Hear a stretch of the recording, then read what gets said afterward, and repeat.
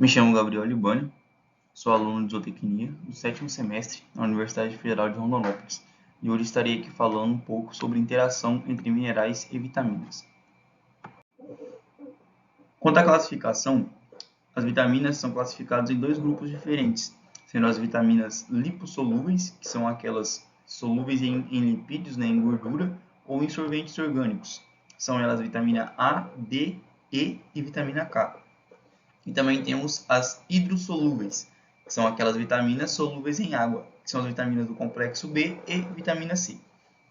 Em relação à classificação dos minerais, os minerais eles são classificados de acordo com a quantidade exigida pelos animais, sendo classificados em macrominerais e os microminerais. Bom, e qual é a função desses componentes nos animais? Eles contribuem para o bom funcionamento do metabolismo, contribuem para o crescimento e na manutenção da saúde. Ou seja, quando você tem um conjunto de minerais, sendo eles macro e microminerais, e das vitaminas, quando você tem todos esses nutrientes conversando entre si, você vai ter um melhor desempenho do seu animal. Já quando na dieta fornecida ao animal ocorre uma deficiência desses compostos, o animal irá entrar em uma fase que irá perder o seu desempenho, irá diminuir o seu desempenho e, consequentemente, também vai ter um comprometimento da sua saúde. Bom, como os animais não fazem uma boa síntese desses compostos, principalmente dos minerais, esses minerais devem ser suplementados na dieta do animal de acordo com as exigências a exigência de cada categoria animal. Bom, para exemplificar essa exigência nutricional dos animais em relação aos minerais, trouxe aqui uma tabela retirada da Tabela Brasileira de Aves e Suínos, a qual ela nos demonstra a exigência nutricional de frangos de corte. Como a gente pode ver aqui, é apresentado para nós o cálcio, fósforo, potássio, sódio, cloro e ácido linoleico. Embora essas quantidades sejam muito pequenas, quando você não tem esses nutrientes fornecidos aos seus animais, gerando assim um déficit desses nutrientes, você vai ter o desempenho animal vai ser reduzido de forma que irá comprometer os ganhos da propriedade, irá comprometer os resultados do produtor e irá diminuir e irá aumentar, na verdade, irá aumentar o seu custo com esse animal, porque você já iniciou um arraçoamento da ração desses animais de uma forma errada e agora você vai precisar fazer uma correção dessa ração e, consequentemente, você vai precisar entrar com medicamentos para suprir aquela deficiência que foi gerada por esse animal, o que, quando você tem essas deficiências, também pode acarretar em doenças. Acarretando em doenças, você vai ter que entrar com medicamento para poder melhorar a condição deste animal dentro da sua propriedade. Bom, falando sobre a exigência nutricional das vitaminas, assim como foi trazido dos minerais, aqui temos uma tabela que representa para a gente a exigência nutricional de frangos de corte. Foi retirada da Tabela Brasileira de Aves e Suínos também. Essa tabela aqui, ela traz para a gente a exigência das vitaminas, que ela vai variando conforme a categoria animal, ou seja, de acordo com a idade dos animais, de acordo com o peso desses animais, vai variando essa exigência de vitaminas para os animais.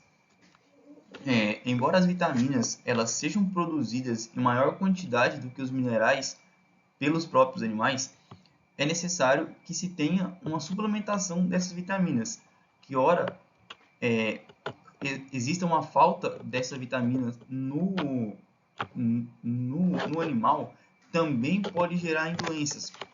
A falta dessas vitaminas pode gerar alguns distúrbios nos animais, causando também diminuindo, a sua capacidade produtiva.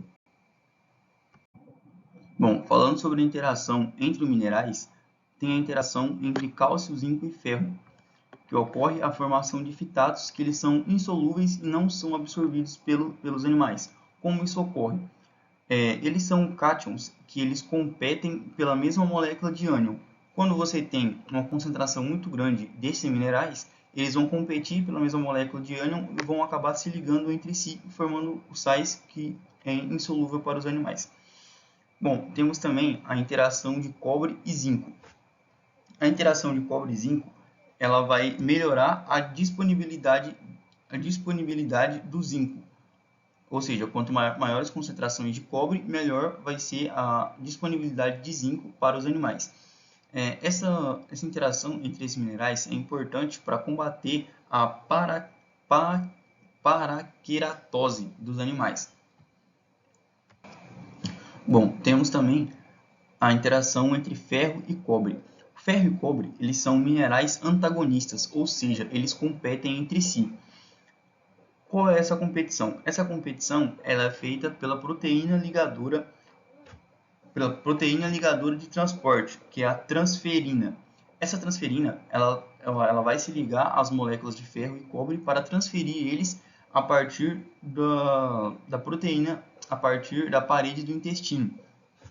Porém, o ferro e o cobre vão competir para se ligar a essa proteína, e o cobre sempre vai ter uma vantagem para fazer essa ligação, o que vai acabar indisponibilizando o ferro. Bom, temos também a interação entre zinco e chumbo. O zinco ele estimula a produção de uma enzima chamada porfirina. Porém, quando você tem altas concentrações de chumbo no organismo do animal, esse chumbo vai inibir a síntese de porfina tornando o zinco presente no animal indisponível. Bom, temos também o zinco e o cobre. Quando você tem altas concentrações de zinco, ele vai acabar diminuindo a disponibilidade de cobre para os animais, que a partir disso vai acabar inibindo a ação das carboxipeptidases. Porque quando você tem altas concentrações de zinco, você vai acabar diminuindo a concentração de cobre, a partir disso diminui a ação das carboxipeptidases no animal. Bom, falando de minerais e vitaminas, nós temos a interação entre o ferro com a vitamina C, onde a maior concentração de vitamina C no organismo vai facilitar a absorção do ferro. Não só a absorção, mas como também transporte e armazenamento deste ferro pelo organismo. Temos também a interação entre cobre e vitamina C, onde o excesso de vitamina C vai prejudicar a absorção do cobre. Temos também a interação entre ferro e vitamina A, onde a maior concentração de vitamina A ela vai prejudicar a mobilização do ferro. Assim como a vitamina C ela melhora essa absorção, o excesso de vitamina A prejudica a absorção de ferro. Como ela vai estar prejudicando a absorção de ferro, e o ferro ele está diretamente ligado com as células vermelhas, vai ter uma prejudicação também na produção de células vermelhas deste animal.